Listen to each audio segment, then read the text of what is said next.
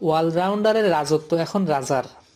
জিম্বাবুয়ের তারকা অলরাউন্ডার সিকান্দার রাজা শ্রীলঙ্কার বিপক্ষে দারুণ পারফরম্যান্সের সুবাদে জিম্বাবুয়ের তারকা অলরাউন্ডার সিকান্দার রাজা শ্রীলঙ্কার বিপক্ষে দারুণ পারফরম্যান্সের সুবাদে 2 ধাপ লাফিয়ে আইসিসির সর্বশেষ ওয়ানডে অলরাউন্ডার র্যাঙ্কিংয়ে শীর্ষস্থান দখল করেছেন।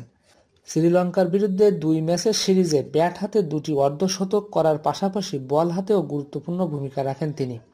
প্রথম ওয়ানডেতে 10 ওভারে 48 রান দিয়ে একটি উইকেট শিকার করেন রাজা।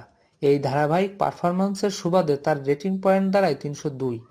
এটি তাকে আফগানিস্তানের আজমতুল্লাহ ওমরজাই এবং মোহাম্মদ নবীকে পেছনে ফেলে শীর্ষে পৌঁছাতে সাহায্য করে।